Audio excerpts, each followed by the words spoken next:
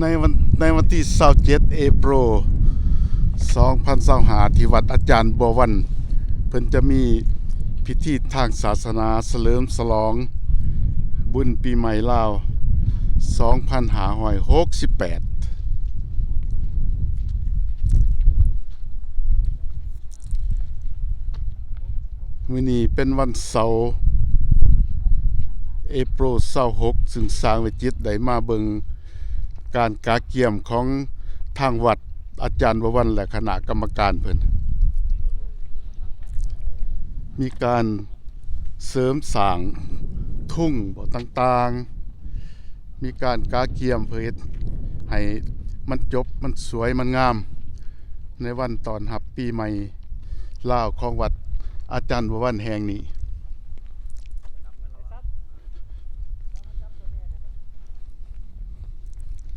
บุญปีใหม่ลาวนี่จะเป็นบุญที่สำคัญที่สุดวัดวาอารามสถานที่จะเฉลิมฉลองมันก็จะต้องมีการกาเกี่ยมแบบนี้แล้วพี่น้อง FC จะต้องมีความจบความงาม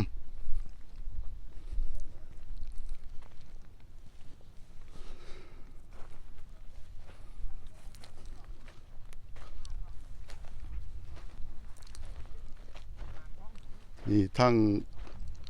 ได้มีชาวลาวเฮาส่วนหนึ่งได้มากาเกี่ยมแล้วก็มีครูบาเพิ่นมาสวยตบแต่งสิมีทุ่งศาสนาแล้วก็มีทุ่งศาสตร์ของ USA ที่พี่น้องเห็นนี่มันกองดินทรายกองดินทรายนี่เพิ่นจะสำหรับไปตบประทายในมื้ออื่นนี่แหละวันที่27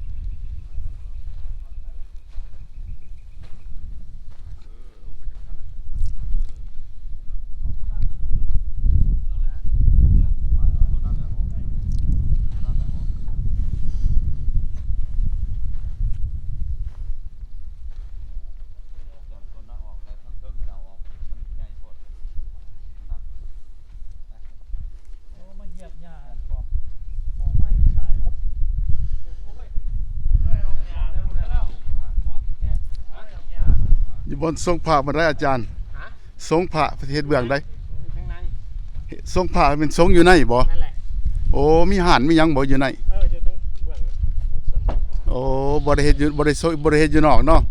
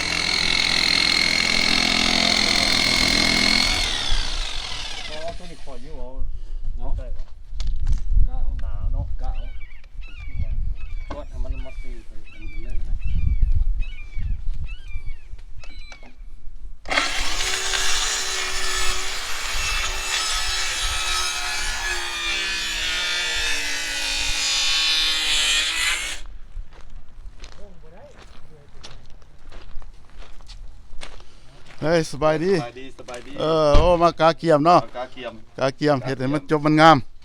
เจ้าเจ้า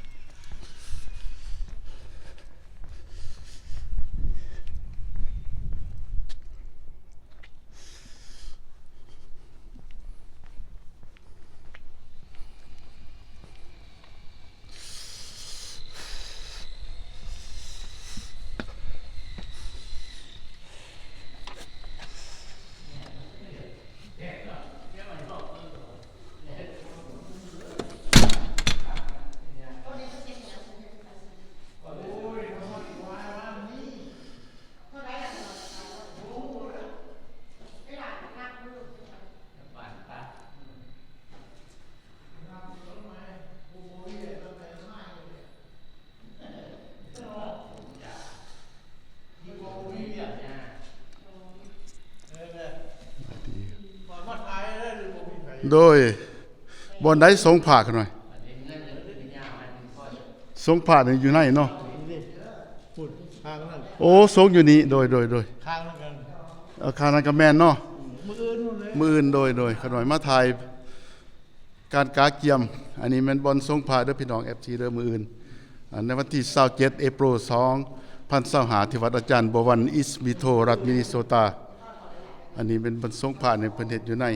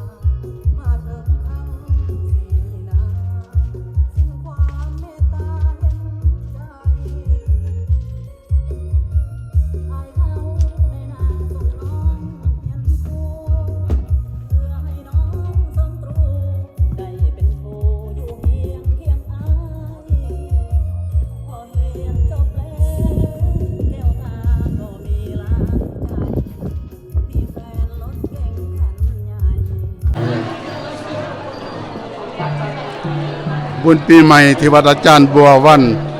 อิสบิโทรัฐมินนิโซตาเอโปร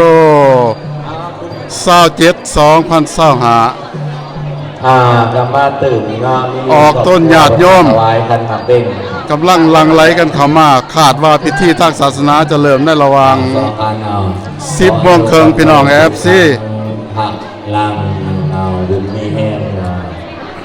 พวกครับ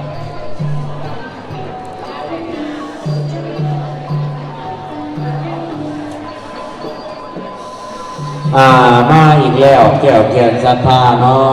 มีครอบครัวพอออกบัวเหี่ยว และไม่ออกแก้วดวงสีคุมสมบัติพร้อมด้วยลูกหลานโมทนา$100ครอบครัวพอออกวีระกิจเนาะแม่ออกอินแปลงคอนสวรรค์โมทนาพร้อมด้วยลูกหลานโมทนา$100เนาะแต่ขอให้พุทธคำพุทธช่วยอยู่ดีมีแห้ง ห่านคำเนาะห่านคำ ลูกหลานเฮานุ่งสุดสัตว์เวลาสุดสวยงามพี่น้อง FC นี่คือวัฒนธรรมของผู้หญิงลาวเฮา พิวโพธิสมบัติเนาะผลโมทนาจำนวน400 ดอลลาร์เนาะขอให้คนขับมันสวยอยู่ดีเองให้ถูกหูทุกคนเนาะเพื่อผู้ซ่าเนาะมีชุ่มมีสอดทุ่งเนาะที่ยาหวานแห่แล้วก็ตบปัสไซปักใส่ปัสไซเนาะมางานย่อมผู้ไรอยากได้แต่ขอเชิญเป็นผู้ซ่าทางนอกเนาะนักคณะกรรมการอาสาสมัครเอาได้เยอะ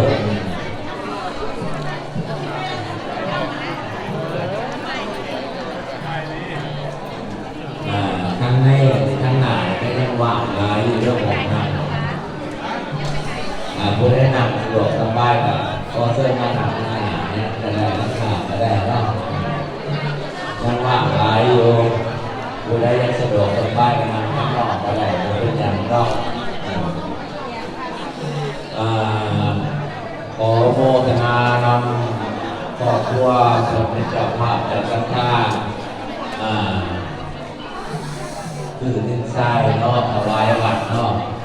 แต่นี่ครอบครัวไปออกคลองแค่ละวง350 ดอลลาร์ครอบครัวทางดินทรายก่อนเกี่ยวประเสริฐ50 ดอลลาร์ครอบครัวเดวิดเกี่ยวประเสริฐ50 ดอลลาร์ครอบครัวเจลลี่นอกเกี่ยวประเสริฐ50 ดอลลาร์ครอบครัวกำตันเกี่ยวสบายดีแม่ครัวสบายดี 50 ดอลลาร์ขอบคุณนางพรสุวรรณา50 ดอลลาร์เนาะเป็นของเป็นเจ้าภาพเจ้าสัตตาHappy New Year Happy New Year ขอบคุณนางหน่อยแสงมาโวสาไฟ สบายดีสบายดี เจ้าภาพพิซซ่า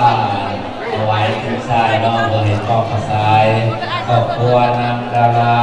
100 ดอลลาร์ขอบคุณนางสิงคำ100 ดอลลาร์ขอบคุณนางคำหลา50 ดอลลาร์ขอบคุณนางนง50 ดอลลาร์ขอบคุณ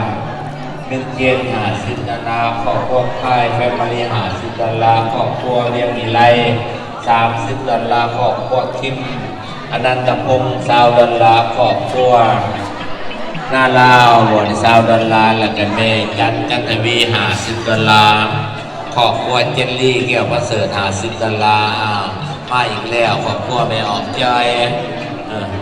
เมนดี้อลิสันพมมาวงโมทนาคานาพระไว้100 ดอลลาร์อายุวันโลสุขังมาหลับรวยนี่คือเป็นสื่อเจ้าภาพเนาะคนถวายทรายให้วัดเปิดต้มกับทรายเนาะขอให้คนขับคนสู้ให้ดีมีแห้งเนาะเจ้าภาพกับสักการะที่เป็นเจ้าภาพถวายดินทรายเห็นกองกับทรายเนาะเพิ่นบ่เลิกเนาะกับบ่มีต่อกันไปอีกเนาะมื้อนี้ขอขอบคุณขอบใจมาทุกผู้มีประสงค์4รูปงานบุญปีใหม่ลาวแม่ประสงค์ประจำอยู่วัด Forest Lake ประจำอยู่วัด Ispito เนี่ยและวัดอาจารย์บัววันการวัดที่นี่เนาะขอให้เพิ่นเฮ็ดการสงผ่านในแม่นเพิ่นสงผ่านอยู่ใน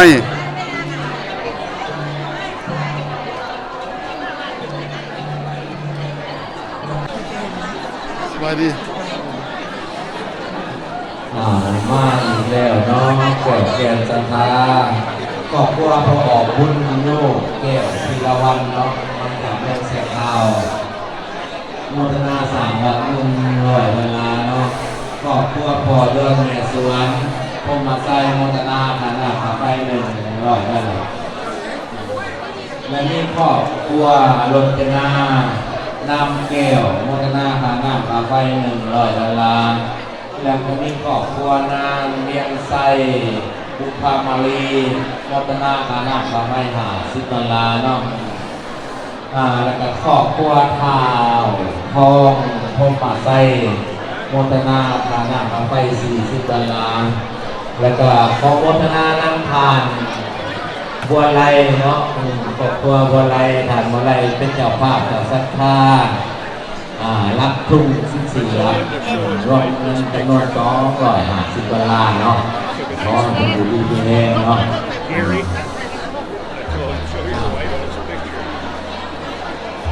He texts me. He's here. ขอบคุณท่านเด็กนักร้องของจากเมืองเชียงคานโมทนาอาหารเราไป100 ดอลลาร์เนาะอันเดินอาหารมาทางนี้มาทางนี้มันมาถวายกันนะมาไหว้ตื่นอยู่เนาะขอลูกสาวขอครอบครัวทานโจ้เนาะและอารีนาบอกเอลวีนาเนาะวัดวอเฟมิลี่เป็นโมทนาสั่งกับ300 ดอลลาร์ขอให้ทุกท่านสู้อยู่ดีมีแรงหายพยานลดค่าเลยกาดที่โมยังวัดจุดอยู่ในก้นเนาะขอเวลาอีก10 นาทีเนาะแล้วก็มีครอบครัวนะพอตู่แห่งและน้าแม่ตู่ตีเนาะศรีนครเป็นโมทนาสร้างวัด1,800 ดอลลาร์แล้วก็ครอบครัวฐานสร้างทำติวหั่นทำไม้งอกเนาะโมทนาจำนวน400 ดอลลาร์แล้วก็ขอบใจนำครอบครัวพันดานวงศ์เนาะหรือว่าลักกี้สตาร์เพื่อนก็ได้มาโมทนาสร้างวันนั้นนี่เนาะสร้างวัดวารับจำนวน10,000 ดอลลาร์เอาขอให้บุญคำบุญจัวโยวโนสุขังพระลังผู้ใดนั่งใกล้ข้องกะตี้ข้องมาข้องใหญ่ข้องน้อยท่านพอตี้ข้องบาทละ100เด้อข้องควรจูดีว่าดิแสงเพชรเนาะไม่ออกจุดเอาเองนี่แม่นบ่เนี่ยบุญสลาดเนี่ยโมทนาขาหน้าเขาไฟ50 ดอลลาร์เนาะ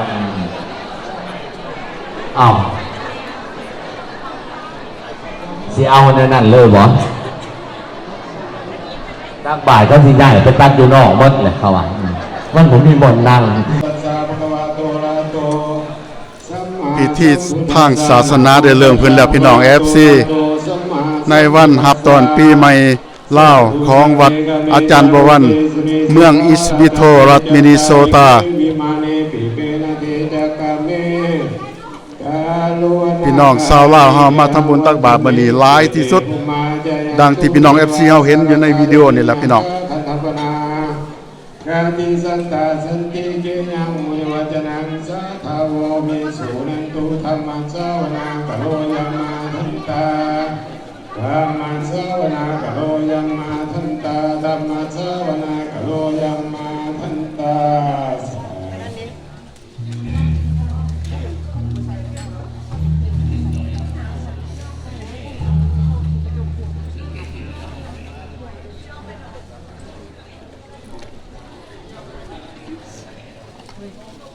ตั้งใจไว้พาทุกกันเด้อสักเคสเดียวถึงกับมือกันอิมินาสกาเลนะตังพุทธังอภิปุเสยามาอะระหังสัมมาสัมพุทโธภะคะวะพุทธังภะคะวันตังอภิวาเท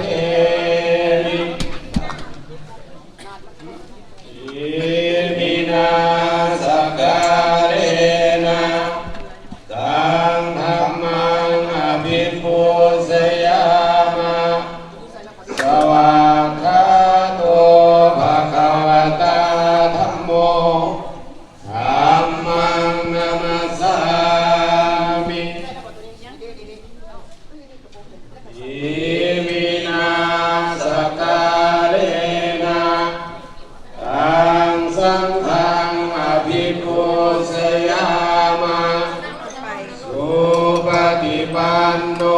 ภะคะวะโตสาวกสังโฆสังฆังนามามิ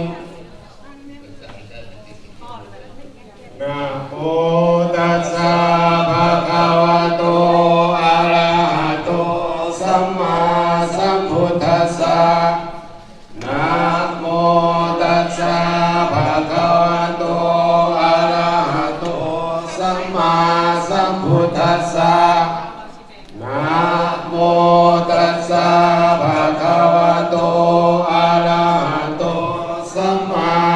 มพุทธัสสะ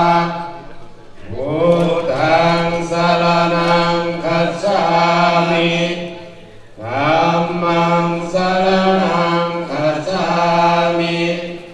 สังฆังสรณังคัจฉามิทุ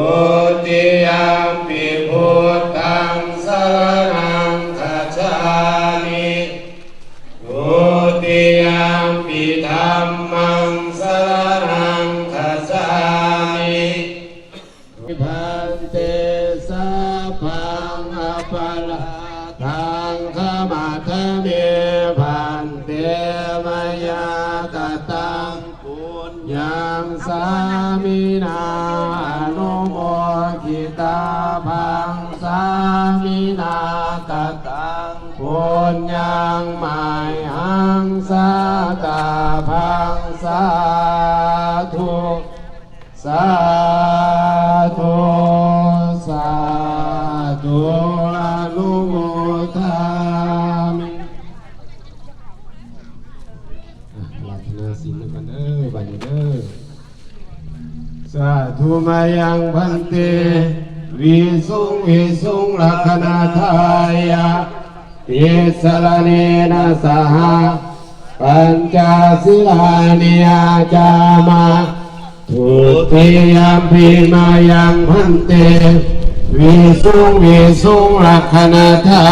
ยะติสรเนนะสหปัญจศีลานิยาจามาตาติยมปิมายังพันเตวิสุงลักขณาทายะติสรเนนะสหปัญจศีลานิยาจาม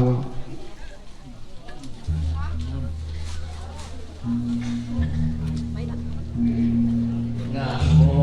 ตัสสะภะคะวะโตอะระหะโตสัมมาสัมพุทธัสสะนะโมตัสสะภะคะวะโตอะระหะโตสัมมาสัมพุทธัสสะ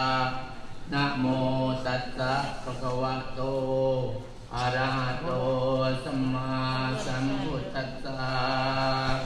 นะโมตัสสะภะคะวะโตอะระหะโตสัมมาสัมพุทธัสสะนะโมตัสสะภะคะวะโตอะระหะโตสัมมาสัมพุทธัสสะนะโมตัสสะภะคะวะโตอะระหะโตสัมมาสัมพุทธัสสะพุทธังสรณังคัจฉามิพุทธังสรณังคัจฉามิธัมมังสรณังคัจฉามิธัมมังสรณังคัจฉามิสังฆังสรณังคัจฉามิสังฆังสรณังคัจฉามิทุติยมปิพุทธังสรณังคัจฉามิทุติยมปิพุทธังสรณังคัจฉามิทุติยมปิธัมมังสรณังคัจฉามิทุติยมปิธัมมังสรณังคัจฉามิทุติยมปิสังฆังสรณังคัจฉามิทุติยมปิสังฆังสรณังคัจฉามิตติยมปิพุทธังสรณังคัจฉามิตติยมปิพุทธังสรณังคัจฉามิตติยมปิธัมมังสรณังคัจฉามิตติยมปิธัมมังสรณังคัจฉามิตติยมปิสังฆังสรณังคัจฉามิตติยมปิสังฆังสรณังคัจฉามิจิสรณะอะมะนังนิติตังกัสสะอะมะคันเตปานาติปตาเวรมณีสิกขาปะทังสัมมาทิยามิปานาติปาตาเวรมณีสิกขาปะทังสัมมาทิยามิอะทินนาทานาเวรมณีสิกขาปะทังสัมมาทิยามิอา ทินาธนาเวรมณีสิกขาปะทังสมาธิยามิกาเมสุมิจฉาจาราเวรมณีสิกขาปะทังสมาธิยามิกาเมสุมิสาจาราเวรมณีสิกขาปะทังสมาธิยามิมุสาวาทาเวรมณีสิกขาสัมมาสัมพุทธัสสะนะโมตัสสะ พี่น้องเห็นเลยนี่แม่นบุญปีใหม่บุญปีใหม่อยู่ที่ อะระหะโต วัดอาจารย์ประวัติอิสปิโตรัฐมินนิโซตามื้อนี้เอโปร27 2025พิธีทางศาสนาได้เริ่มขึ้นแล้วพี่น้อง FC คือว่าพี่น้องชาวลาวเฮาที่มานะทำบุญตักบาตรมื้อนี้ถือว่าหลายที่สุด ปาลิสุ แต่ว่าอยู่ทางในมันขับอาสาวา เพื่อเพิ่นได้เอาบาตรมาใส่บาตรอยู่นอกพี่น้อง FC นิพานาสังฆตังโหตุ แต่เก่าเราเทศ2บ่อนไปว่าตักอยู่ในมาตักอยู่นอกแต่ว่าคนมาหลายก็เลยเอาบ่อนใส่บาตรอยู่ในออกมาใส่ในนอกเบิดแล้วอาการมื้อนี้ก็ปรากฏว่าดี อากาศมันดีหลาย พัตตานีอัฏฐาป เดี๋ยว ริ ฝนก็สิบ่ตกอีกรอบเป็นไรสิ กัปปาลุขัง เดี๋ยวบอกพี่น้อง สกุลา แต่ว่าเมฆนี่ก็ปรากฏว่าครึ้มอยู่แต่ว่าคือสิบ่ตกฝนคือสิบ่ตก ครอบครัวเพนทลาบรรดาโนวงศ์$150ครอบครัวกิโก้บรรดาโนวงศ์$150ครอบครัวคำใสและ อาจารย์บอกว่า บรรดาโน อิส วงศ์ ปิโต $200 รัฐมินนิโซ ครอ ตา บครัวโจนาธันบรรดาโนวงศ์$50ครอบครัวสนิกาบรรดาโนวงศ์$200ครอบครัวลักนีบรรดาโนวงศ์$200ครอบครัวทานสายยาวองศานอทันลาดทำคุณบรรดาโนวงศ์$7,600รวมทั้งหมดครอบครัวบรรดาโนวงศ์จำนวน$10,000เนาะขอให้บุญคำบุญสู้อายุดีแม่งให้พยานโลกากันกุมเมืองแล้วก็มีห้านคำไม้เงาะเนาะขอบครัวฐานสร้างคำผิวโคสมัติมตนา$400เนาะอันนี้ครูบาอาจารย์กันได้หาไปแล้วขอให้อยู่ดีมีแห้ง เป็นห้องท่านที่พี่น้องชาวพุทธเฮาที่รัฐมินนิโซตา ตัวมือถ้ากองบุญเนาะก็ขอให้อาณาทางนี้ยับมาทางนี้ได้ได้บริออกยับมาผิดญาติโยมคนมาตั้งหาสิสงผ่าหรือว่าเขามาเปลี่ยนเงินนำคณะนำมาตั้งหนานี่พระพุทธรูปนี่ก็ได้เนาะ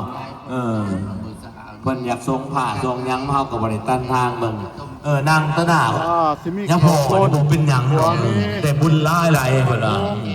ตามบ้านก็มีเขาละซอง ครอบครัวบุญเลี้ยงแก้วหานามน้องมตนา$60ครอบครัวนาพระจันทร์เนาะ$50มาอีกแล้วแก้วแกนกษาเนาะครอบครัวทานมิไซกรและพระน้อมจิตแก้วประเสริฐน้องมตนาค่าน้ำค่าไฟ$50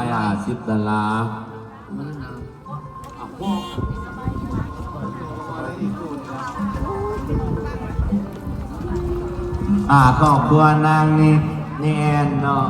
สีรัตนไกร$100แล้วก็ที่ครอบครัวทานสอนก่อนนี่นางผิวทองสวัสดิ์มตนาค่าน้ำค่าไฟ$50มาจาก สบายดี ขอให้บุญคำบุญสู้ให้อยู่ดีมีแรง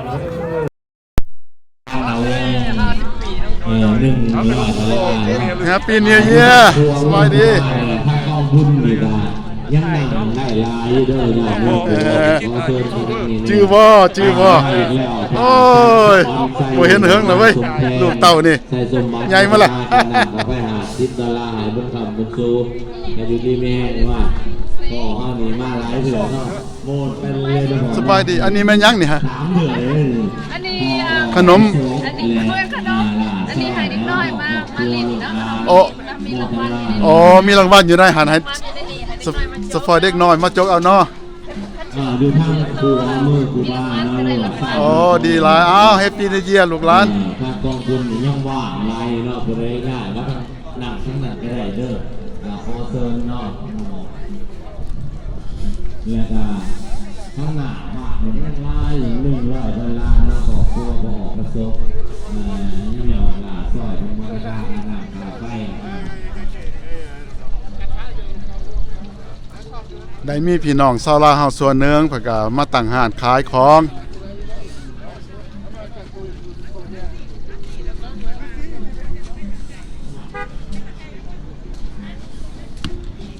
สบายดีอันนี้ก็มีน้ำอ้อยปั่นเทือนได้เนาะน้ำอ้อยปั่นเนาะเออมีน้ำอ้อยมีขนมบังคลาม บักครับ โอ้บังคลามนี่เพิ่นสิมาค้างอยู่นี่โลดได้นี่สดๆโลดนี่โอ้มีอันน่ะจื้นกล้วยจื้นกล้วยจื้นกล้วยจื้นมันโอ้ยอันนี้โอ้ยแม่ค้าประจำเลยนี่มาสืบน้ำเพิ่นตลอด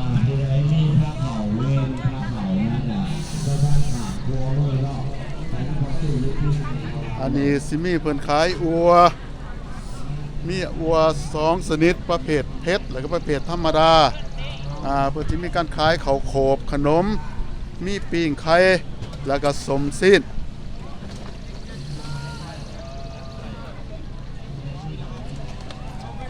อันนี้ก็แม่นอัวคือกันอัว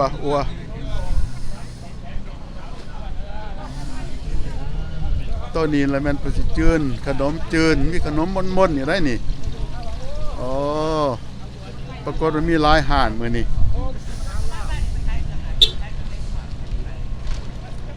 สบายดีห่านนี่ก็มีน้ำอ้อยปั่น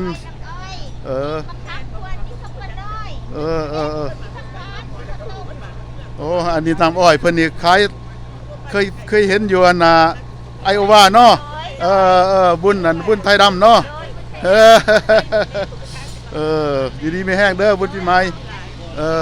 นี่หยังอันนี้ปลาแห้งข้าวต้มจิลีดอันนี้แม่นผักหวานแห้งมาแต่บ้านเฮาพุ่นได้นี่เนาะนี่ก็เฮ็ดนี่มาแต่บ้านเฮาพุ่นแล้วนี่เฮ็ดขาวพี่น้อง FC เฮ็ดขาวอันนี้ละแม่นผักหวานแห้งอันนี้ข้าวต้มอันนั้นปลาแห้งนี่ก็มาแต่บ้านเฮานี่เบิ่งส่งนี่แม่นแหละมาแต่บ้านเฮาเด้อพี่น้องเด้อ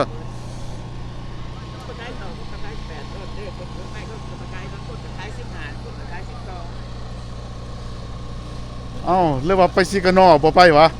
โอ้ยว่าสิไปซิกานอเนี่ยบ่ไปแล้วบ้านเฮาเนาะบ้านเฮามีบุญกันอยู่บ้านเฮาแล้วอันนี้เพิ่นขายเครื่องได้บ่น่ะหางัวหั่นยังบ่ทันเผานะอ้าวเตรียมเงินมาอยู่นี่หางัวโอ้เพิ่นว่าสิเอาหางัวมาให้ลูกหั่น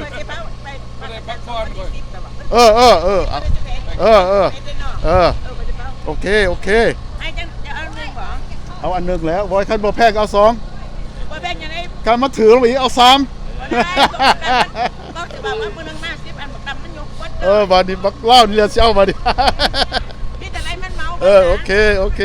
เพิ่นขายบางคลามแล้วก็พี่น้ำอ้อยก็ได้น้ำงัวบ่ยังเฮ็ดมาขายบ่ได้บ่ทันอันนี้ก็มีเลือดเนาะเลือดงัวเนาะนี่เนาะหรือเลือดหมูบ่เลือดหมูอันนี้มันไข่ไก่พี่น้อง FC มีนมงัวเด้อมีนมงัวโอ้บ่เคยกินนะแต่ไม่เห็นใต้บางๆเด้อยำนี่บุญอยู่ในวัดลูกอันพี่น้องคนลาวเฮาส่วนหลายนี่ถ้ามีบุญมีศีลอยู่ในวัดนี่แล้วมีพี่น้องเฮามาขายเครื่องขายของมันเป็นสิ่งประกอบพี่น้อง FC มันเป็นสีสันที่จบงามและเป็นสีสันที่คึกคืนเฮ็ดให้บรรยากาศในงานบุญนี่มีความคึกคืนปรากฏว่าคักขึ้นฉะนั้นแหละเวลาเฮามาเที่ยวบุญมาทำบุญจังซี่มาตักบาตรตักหยังเนาะพี่น้องเฮาบัดค้ากลับเมื่อก็อย่าลืมเด้อพี่น้องเด้อซื้ออันซอยแม่ค้าเฮานี่ติดไม้ติดมือเฮือนอย่าลืมซอยกันไปกันมาพี่น้องชาวลาวเฮา